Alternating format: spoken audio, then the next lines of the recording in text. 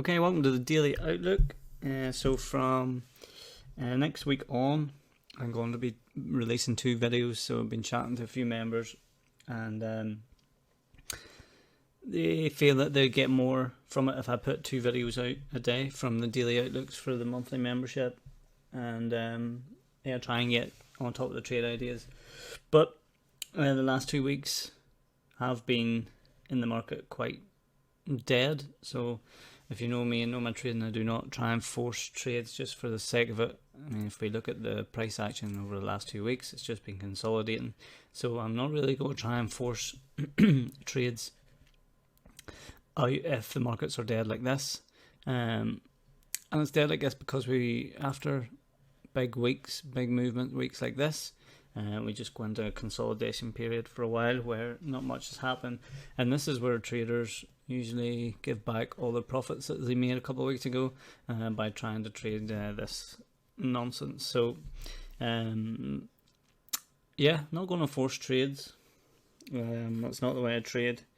And I apologise to anyone that was expecting loads of trade calls. But from now on, from next week, I will be releasing 2 videos. So one in the morning and one in the evening, just to go over what we're looking at. That said, not much is happening. Dollar CAD, we're still waiting for this move up, spike this high, to see if we can get on board anything to the downside, this being the target area. Did really want a short off here, but I was waiting for a close below Monday, which we didn't get. We got spiked down, and then went higher, which is okay. No money lost. So nothing really forcing itself out and about. Euro pound as well that I was looking at, fancied another run up, and it's just if we take Monday's low.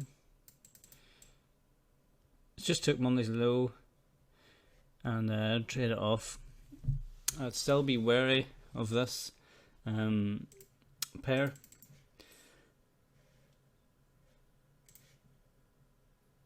If it reads that, could turn bullish again, but it wasn't crystal clear to me, so I wasn't going to take it. Although if I had these lines in, so if it did come up and back below, then that would have confirmed the move for me. But that said, nothing really happening. Pound Aussie and pound New Zealand was what we were looking at the start of the week as well. We were looking to start trading below Monday, but we've just been consolidating higher, which is okay. If you get in higher and then trades in, well done. Pound Aussie's just been consolidating as well. We nearly got below, we just spiked it. Now we spiked Monday's high. So as I said, markets are quite dead, and I'm not really going to force trades out. But as I say, going into next week, there will be 2 Outlook videos a day, and then hopefully the markets will start moving in our favour again.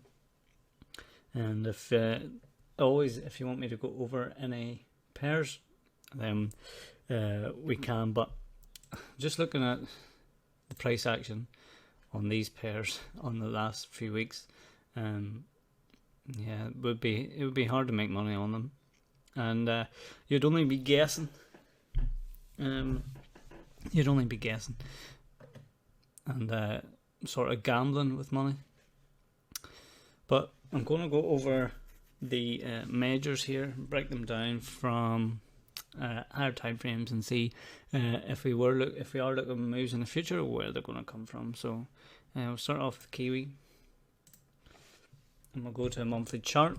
So the first thing that pops off the chart at me is this low. Let's get the day dividers off.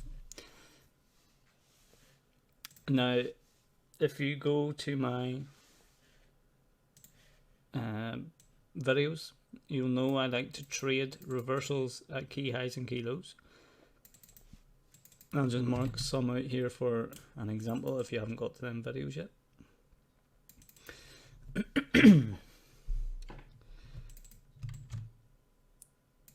So key highs and key lows are areas that haven't been traded to a while, so key swing points. So the swing here, deep correction, came up, and that is where you're looking for the reversal. We have a swing point here, came down, reversed. Swing point here, came down, reversed. So this is I would call it a key swing point on the monthly chart. We've come down. So even though price is screaming lower, I do expect bounce in Kiwi. So if we go down to the weekly, we can mark in some areas of support and resistance. So basically this swing here would act as a nice profit target area. Also, if we get above that, we could be hunting further longs, so that would be a key area.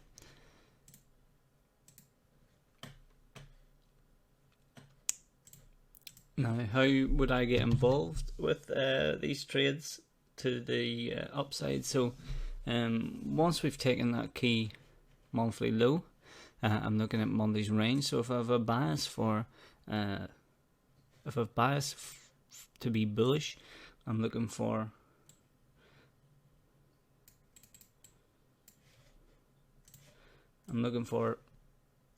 things like this, break above Monday's range to get along.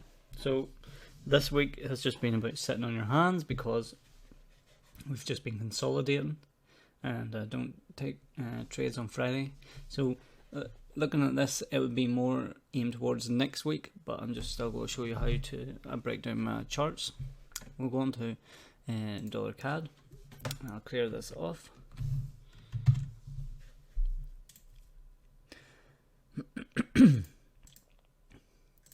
So we've had this key swing.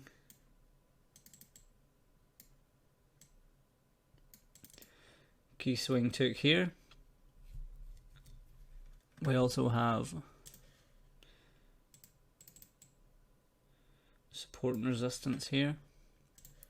Resistance, a bit of a deviation, resistance, resistance, and a little bit of, if we go down into the lower time frames, you'll see it's a lot clearer here. Resistance, resistance, a bit of grind, support and resistance. So this level could be a potential turning point.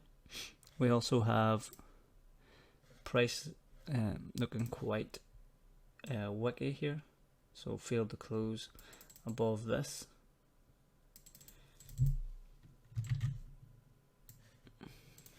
So that's why I'm looking for dollar CAD to come up, read this high, and then trade back down again. So bias would be bearish.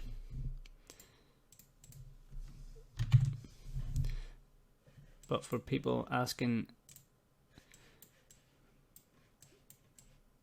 about the swing lows that have been taken, I just look for turning points Monday to be key.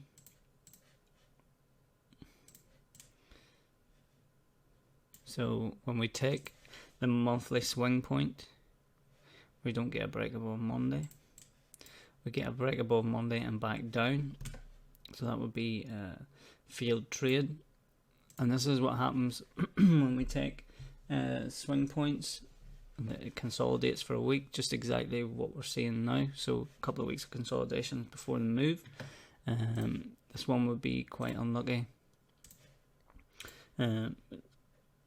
Breaks Monday and we don't really get any traction off of Monday's high. We just sort of consolidate. And then we start to get, once our bias is confirmed, then the trades start to go in our favour, break above, win and trade. Come down below, back above Monday, win and trade. So that's basically how I'd break that down. things do not line up always as clean as you'd like, and that's part of the trade. But for dollar CAD, you can see where I got my idea that we could be turning here.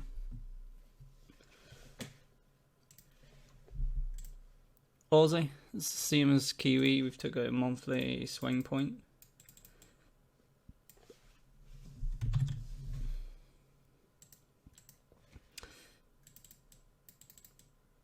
So it's starting the monthly, get my monthly swing point. So I'd be expecting bullish behavior, or I'd only be looking for trades to the upside. At the moment, we've been consolidating. We do have this big sort of pin bar consolidation, but this is where I get my bias. I want to be bullish this, and I'll be looking at Monday's ranges, and I'll be looking at daily ranges. But for now, we're just consolidating, as you can see. Consolidation means it's pretty hard to get involved, but starting at next week, I think we'll start to move.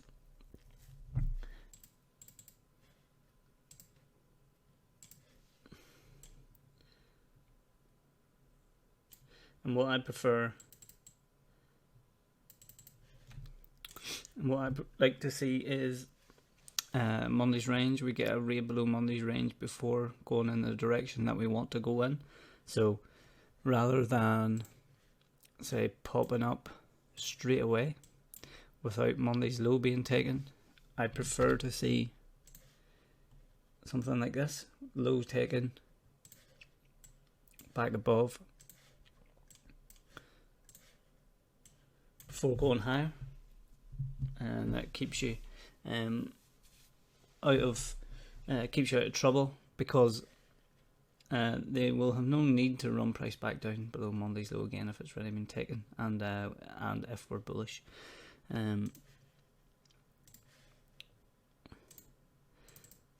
Pound, it's not favourable.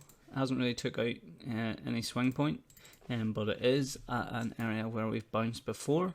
So my intentions would be, rather than shorten into lows like this, I'd be looking at the other side for trade ideas to the upside. I'd have Monday's range marked out, but rather than seeing price the way it is at the moment, going sideways, something like this. And I put this out in the daily outlook. I'd rather price go down below than get back above Monday's range to go higher. It's just a lot cleaner price action. So similar to this, if you take the previous week,